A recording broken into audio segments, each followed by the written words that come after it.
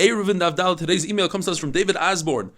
Thank you. Your undiluted passion, energy, overview, and personal insights into Daf and life are sustaining and inspiring to so many of us during this period in history. May we all come out of this kufa strengthened and with increased ratzon to fulfill the will of the Rebbeinu Shalom. Called to from an appreciative representative of the Silent Chevra on the Zoom share, David Osborne Harnov. Second one is from Saadia Weissenberg. He's from Worcester, Boston. I just want to thank you so much for the 8-minute Daf. It keeps me alive on this wonderful high-speed bullet train called Daf Yomi.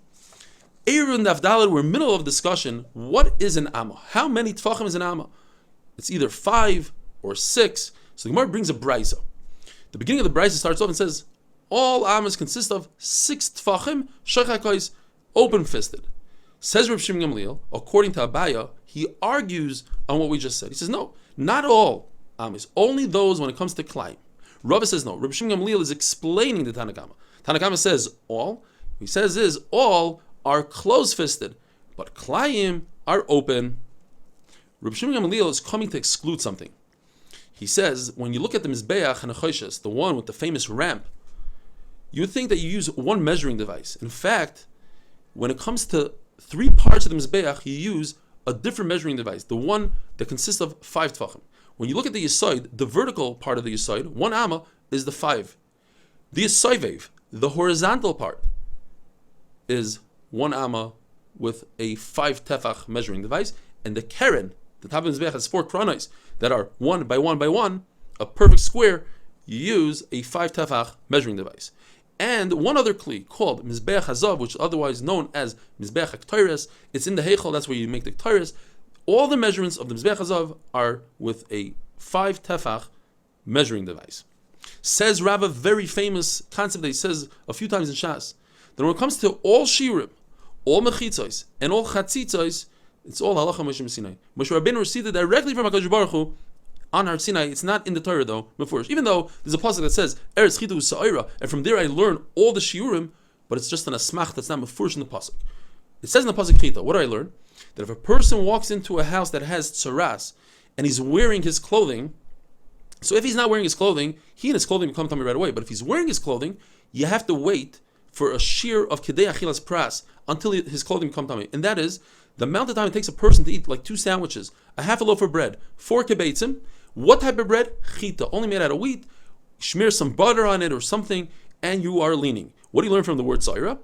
Etzim Kisaira. If you have a bone the size of a Saira from a corpse, it's metama. If you touch it, become tame. And if you lift something, even if you're not touching directly, you lift, let's say, a plate that has the Saira, you become tame. But it's not capable of being metama in an entire room through oil.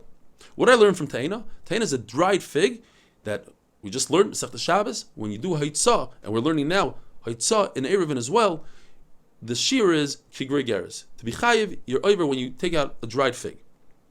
What do you learn from Rimain, a pomegranate? That is, that the kalim of a balabayas are not tamei any longer when they have a hole the size of a pomegranate.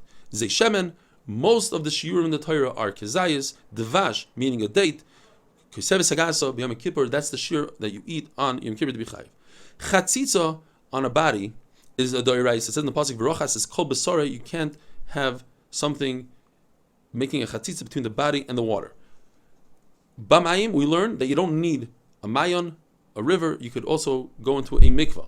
Kol besara, that your entire body has to go into the water. How much water? 40 sa. And that is if you have a mikvah that's 1 by 1 by 3 amas, that's 40 sa. There is chatzitza in here. It says in the pasuk S, and we learn tafel b'sari. That's extra to the. And that halacha Moshe Sinai says that you need 2 conditions in order for hair to create a chatzitza. First of all, it has to be most of your hair. In other words, according to Rashi, every hair has to be tied, or you have to get blood all over most of your hair. Also, you have to be makbid. You want this thing out. You don't want it anymore. They made a gzeira chachamim on one out of the 2. That is, if you have either most of the hair, even though you're not makbid, or you're makbid, and even though you don't have most of the hair. But to do miyut, meaning not most, a minority of your hair, and you're not makbid, that would be a gzeira to gzeira, and that we don't do. If you have 1 hair that's tied in a knot, that's a chatzitza. If you have 3 tied together, that's certainly not a chatzitza. And a suffix, what about 2? According to Rameir, an amma is 6 tfachim when it comes to a mechitza. And we learned this from the pasuk in the Torah from the Aron. The Aron, according to this, is 10 tefachim. HaKadosh Baruch Hu spoke on the Aron, but it says that HaKadosh Baruch Hu doesn't come down to this world. In other words, from over 10 tefachim is another rishus. So you see that that's a mechitza. And Halacha Moshe Sinai teaches us the concept of good asik mechitza, that a mechitza comes downwards. If you have, let's say, a ceiling, you could make a mechitza downwards, or good asik, it goes upwards.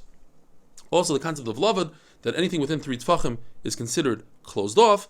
And doif and akuma, as we explained yesterday, if you have a skylight in the ceiling and it's less than 4 amas from the wall, we pretend that the wall is crooked and it's not a puzzle schach.